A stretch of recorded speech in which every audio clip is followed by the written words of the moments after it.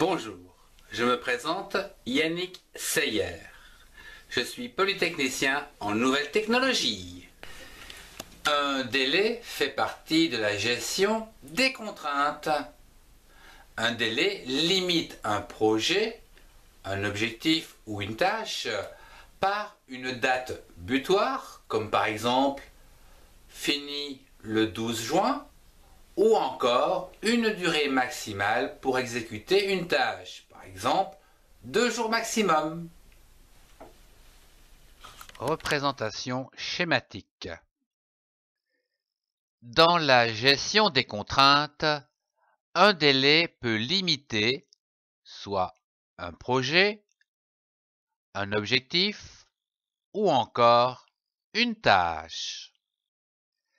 Cette limite peut être définie par, d'une part, une date butoir, comme par exemple un objectif, où l'on vous demande de le terminer au plus tard à une certaine date, comme le 12 juin, par exemple.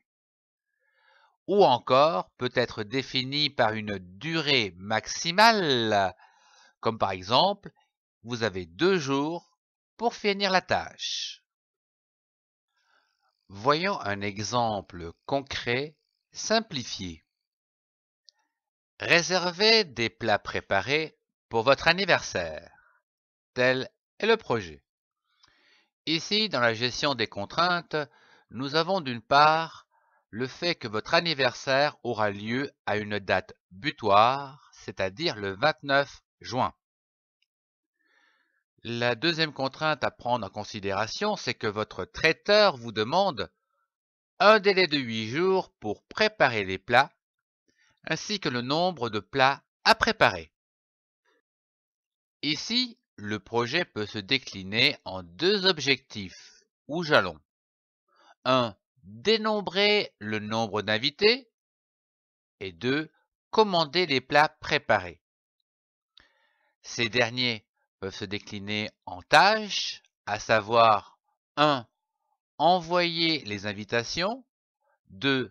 Recevoir les réponses, 3. Comptabiliser les invités, 4. Commander les plats et enfin 5. Chercher les plats. Les durées associées à ces tâches sont les suivantes. Envoyer les invitations, 1 jour. Recevoir les réponses, une quinzaine de jours. Puis comptabiliser les invités, une journée.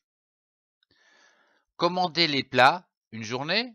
Et chercher les plats, une journée. Côté organisation, voyons les prédécesseurs. La tâche 2 ne pourra se faire que lorsque la tâche numéro 1 sera terminée. Pour la tâche numéro 3, elle ne pourra se faire que lorsque la tâche numéro 2 sera terminée. Quant à la tâche numéro 4, elle ne pourra être réalisée qu'une fois la 3 terminée. Et enfin, chercher les plats, la tâche numéro 5, ne pourra être réalisée que lorsque la tâche numéro 4 sera réalisée, plus un délai de 8 jours. À partir de ces informations, nous allons pouvoir construire le planning, à savoir ici le début et la fin de chaque tâche. Commençons par la dernière tâche, c'est-à-dire la tâche numéro 5, chercher les plats qui doit être réalisé le jour de votre anniversaire, c'est-à-dire une date butoir, le 29 juin. La tâche numéro 4, quant à elle, aura lieu 8 jours avant, c'est-à-dire au plus tôt le 20 juin, et qui se terminera le 28 juin. La comptabilisation des invités se fera le 19 juin, et quant à recevoir les réponses des invitations, cette tâche se fera entre le 4 juin et le 18 juin.